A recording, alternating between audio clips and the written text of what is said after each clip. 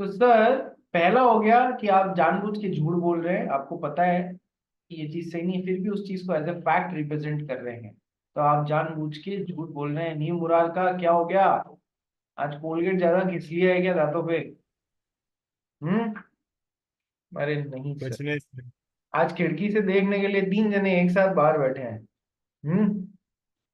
नहीं सर। आ जाओ सर, हमें तो कहीं खिड़की नजर नहीं आ रही है। चलो आ जाओ नेक्स्ट। ये जो एक्टिव कंसीलमेंट वाला पॉइंट है, ये मैं आपको जब साइलेंस एज टू फ्रॉड है ना उस समय कराऊंगा, अभी के लिए छोड़ दो। ठीक है। नेक्स्ट,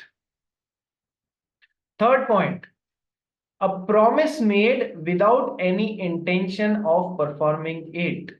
आपने किसी के साथ में कोई प्रॉमिस किया, आपका कभी इंटेंशन ही नहीं था उस चीज को परफॉर्म करने का, तो आप क्या कर रहे हो? आप फ्रॉड कर रहे हो। Example, purchase of goods without any intention of paying for them. अपन ने क्या पढ़ा है कि सर जो अपने कंसिडरेशन का एलिमेंट होता है, जो कंसिडरेशन का एलिमेंट होता है वो पास्ट कंसिडरेशन भी हो सकता है, प्रेजेंट भी हो सकता है, और फ्यूचर कंसिडरेशन भी हो सकता है। Yes sir.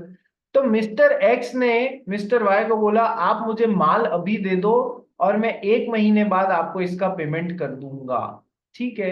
वाई ने भी कहा हाँ यार इतने टाइम से डील कर रहे हैं, कोई प्रॉब्लम नहीं है, कर देते हैं, इस बार एक महीने बाद आ जाएगा, कोई प्रॉब्लम नहीं है। लेकिन मिस्टर एक्स जानते थे, एक महीने के बाद का पेमेंट करते समय ही जानते थे कि मैं कभी इसको जीवन में पेमेंट ही नहीं करूंगा, यानी उनका इंटेंशन था ही नहीं एक महीने बाद पेमेंट करने का।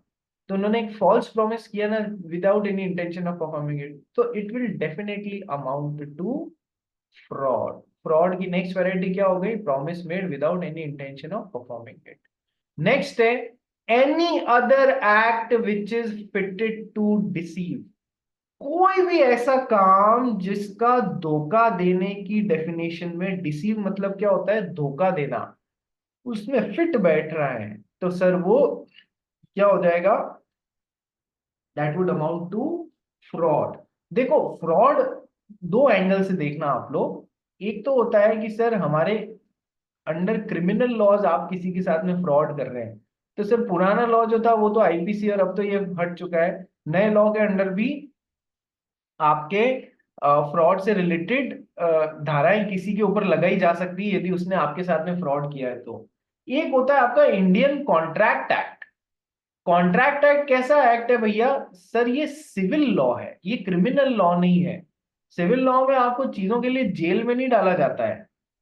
क्रिमिनल लॉ में क्या होता है, आपने किसी के साथ में फ्रॉड किया है ना, तो आपको जेल में भी डाल सकते हैं, जबकि ये सिविल लॉ है। तो सर यहां पर इंडियन कॉन्ट्रैक्ट एक्ट में जो फ्रॉड के सेक्शन है वो कौन से? कि सर सेक्शन 17 है।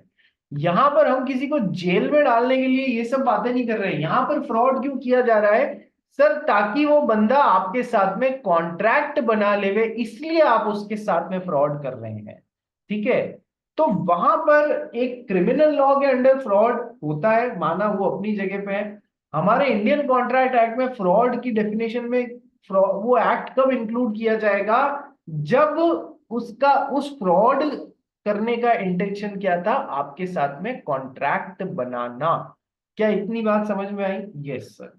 चलिए, यदि आपके साथ में फ्रॉड करने का इंटेंशन कॉन्ट्रैक्ट बनाना नहीं था, कभी से भी कॉन्ट्रैक्ट बनाना नहीं था, तो क्या वो फ्रॉड की डेफिनेशन को फुलफिल करेगा as per Indian contract act? नहीं सर। हमारे इंडियन कॉन्ट्रैक्ट एक्ट में फिर हम सामने वाले के अगेंस्ट कोई एक्शन नहीं ले पाएंगे, फिर जो भी क्रिमिनल लॉज है उसके अगेंस्ट ही लेंगे। क्या ये बात समझ में आ गई? Yes sir.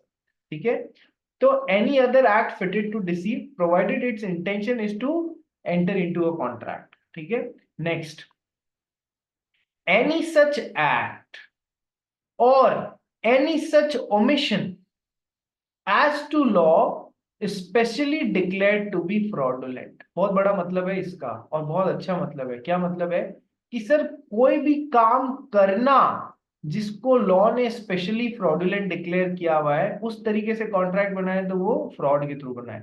या कोई भी काम करना चाहिए था उसको नहीं करना, जिसको लॉ ने स्पेसिफिकली डिक्लेयर किया हुआ है फ्रॉडुलेंट, तो सर वो फ्रॉड की डेफिनेशन में फुलफिल कर देगा। मतलब कुछ कोई काम जिसको करना फ्रॉड डिक्लेयर किया हुआ है वैसे किया गया है तो वो फ्रॉड हुआ है। और कोई काम करना चाहिए था उसको ओमिट करना फ्रॉड डिक्लेयर किया गया है, तो सर उसको छोड़ देना, वो करना था आपने नहीं किया, उसको ओमिट कर दिया आपने करना, तो सर वो भी फ्रॉडुलेंट है। यदि किया गया है उसको फ्रॉडुलेंट डिक्लेयर लॉ ने, तो वो फ्रॉडुलेंट होगा। सर करने में तो समझ में आ गया, एनी एक्ट, कोई आपके साथ में फ्रॉडुलेंट काम कर रहा है उसमें तो कुछ विशेष समझाने की जरूरत नहीं है, लॉ ने डिक्लेयर किया हुआ है ये काम फ्रॉड है, ठीक है। सर ये ओमिट करने वाला क्या होता है, ये आपको समझना पड़ेगा। एक बहुत ही लैंडमार्क केस है, पीक वर्सेस गर्नी केस है। कौन सा केस है भैया? Peak versus गर्नी। कंपनीज एक्ट से रिलेटेड केस है ये। कंपनीज एक्ट में नहीं आया आपके, ठीक है, क्यों नहीं आया? क्योंकि आपने इंट्रोडक्टरी कंपनीज एक्ट पढ़ा है, पूरी डिटेल कहाँ पढ़ोगे आप कंपनीज एक्ट की? कि सर सीए इंटर में पढ़ेंगे, ठीक है, no problem. But sir companies act में भी तो कॉन्ट्रैक्ट बनता है। कब कॉन्ट्रैक्ट बनता है? अपन ने पढ़ा हुआ है ना कि सर यदि कोई कंपनी में शेयर होल्डर बनता है, तो सर उस शेयर होल्डर और कंपनी के बीच में एक तरीके का कॉन्ट्रैक्ट बनता है। Yes sir. तो शेयर होल्डिंग कॉन्ट्रैक्ट होता है ये, कंपनी की कुछ राइट्स और ड्यूटीज होती हैं, शेयर होल्डर्स के भी कुछ राइट्स और ड्यूटीज होती हैं। Yes sir. तो इसमें केस हुआ पीक वर्सेस गरने का, ये लैंडमार्क केस है बेटा, ध्यान रखना। ये जैसे मोरी बीवी केस है वैसा है, जैसे बाल्फोर वर्सेस बाल्फोर वाला लैंडमार्क केस है, जैसे कि carbonic smoke ball company case है, ये सब वैसे ही केस है, पीक वर्सेस गरने वाला केस। एक बार पढ़ते हैं फिर समझाता हूँ क्या चीज है, पढ़ भाई इसको। Non-disclosure of the existence of liabilities of the company amounted to fraud, and anyone who purchased shares on faith of such prospectus can avoid the contract, since the disclosure would have changed the impression and resultant decision of the investors. देखो, अ, जब कभी भी किसी भी company को कोई shares issue करने होते हैं, पब्लिक कंपनी को, तो सर वो क्या इशू करती है? कि सर प्रॉस्पेक्टस इशू करती है। Private companies can not invite public कि हमारे शेयर्स को सब्सक्राइब करो, तो वो कभी भी, प्राइवेट कंपनीज कभी भी प्रोस्पेक्टस इशू नहीं कर सकती। तो किसी पब्लिक कंपनी को जब शेयर्स इशू करने होते हैं तो वो प्रोस्पेक्टस इशू करती है। प्रोस्पेक्टस में सारी जानकारियां दी हुई होती हैं, प्रोस्पेक्टस में सारी जानकारियां दी हुई होती हैं, कंपनी के शेयर होल्डर्स, सॉरी, कंपनी का क्या काम है, कंपनी का नाम क्या है, कंपनी की एग्जिस्टिंग बैलेंस शीट्स पिछले 2-3 साल की क्या है, उनका P&L क्या है, उनका एक एक माइन्यूट से माइन्यूट जानकारी है, उनके कंपनी के बोर्ड ऑफ डायरेक्टर्स में कौन है, प्रमोटर्स कौन है, उन प्रमोटर्स के ऊपर कोई केसेस चल रहे हैं क्या, सिविल केस चल रहे हैं, क्रिमिनल केस चल रहे हैं, ताकि आप उस प्रोस्पेक्टस को पढ़ के पता लगा सके कौन से लोग इस कंपनी को संभालने का काम कर रहे हैं, आपको सारी बातें पता पड़े, ठीक है। अब कंपनीज लॉ और हमारे सेबी के रूल्स, यदि लिस्टिंग है तो सेबी के रूल्स भी एप्लीकेबल होंगे। यदि वो कंपनी लिस्ट नहीं हो रही है, केवल शेयर्स इशू कर रही है, तो प्रोस्पेक्टस तो दोनों ही केस में कंपनी को इशू करना पड़ता है। कंपनी लॉ क्या बोलता है?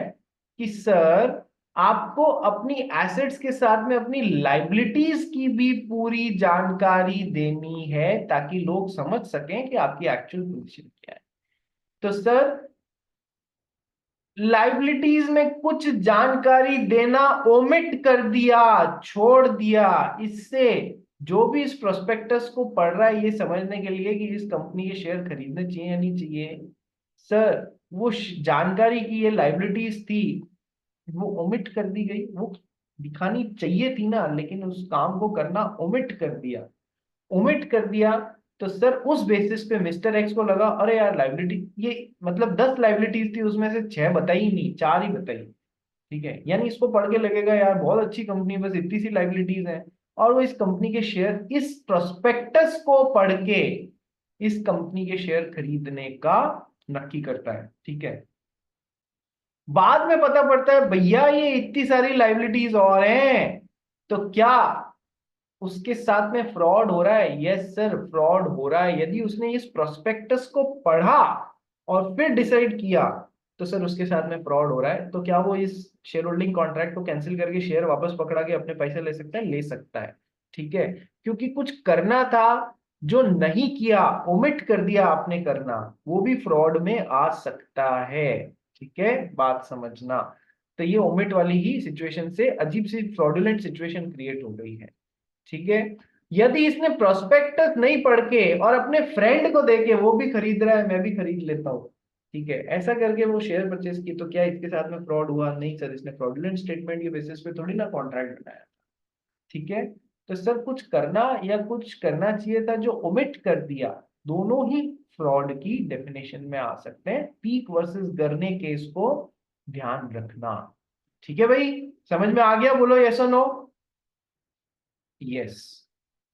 तो यस, ठीक है, तो ये हो गया अपना फ्रॉड। तो ये लास्ट, ये 3 लाइनें और पढ़ ले भाई, नेतन। Fraud is intentional misrepresentation or concealment of material facts of an agreement by a party or by his agent with an intention to deceive and induce the other party to enter into an agreement. Intentionally जानबूझ के गलत बात represent कर रहे हो या छुपा रहे हो of material facts of an agreement by a party और इज एजेंट। क्यों छुपा रहे हो या क्यों गलत बात जानबूझ के रिप्रेजेंट कर रहे हो? With an intention to deceive, धोखा देने की नियत थी, और ताकि सामने वाली पार्टी अपने से एग्रीमेंट या कॉन्ट्रैक्ट बना ले। ठीक है, इसलिए कर रहे थे। फ्रॉड में और भी चीजें होती है, promise made without any intention to perform any other act fitted to deceive. कानून में किसी चीज को, खुद कंपनीज एक्ट में अधूरी जानकारी देना प्रोस्पेक्टस इशू करते हुए उसको फ्रॉड माना गया है, तो सर वो फ्रॉड होगा। एनी सच एक्ट और omission as the law specially declares to be fraudulent. ये सब फ्रॉड के एलिमेंट्स है। एक चीज बच गई है, जो मैं आप, कौन सी? Active concealment of a fact by one having knowledge और बिलीफ ऑफ द फैक्ट। ये मैं आपको तब कराऊंगा, करण फारिया मुझे याद दिलाना, जब मैं साइलेंस एज टू फ्रॉड कराऊंगा ना, वहां पर ये चीज कवर कराऊंगा। ठीक है, ठीक है सर। करण फारिया कल कितनी बजे मिलते हैं? यदि सबका बैठे तो कोई ऑल्टरनेट टाइम 8:30 से पहले का बता देना मेरे को। मैं पूरी कोशिश करूंगा, सवेरे से शाम तक तेरे को फ्रीडम है, कोई भी टाइम सेलेक्ट करना, मैं अपने बाकी के बैचेस के हिसाब से एडजस्ट कर लूंगा। ठीक है, इतना मेरे को कॉन्फिडेंस ठीक है। है सर। ठीक है, लेकिन टाइमली बताना बस। ठीक है, चलिए। सर सबको पूछ लो ना, सेम ही टाइम चलता है तो कल सेम ही टाइम रख देते। वो उसको प्रॉब्लम आ रही है ना, अपने दक्ष अग्रवाल को।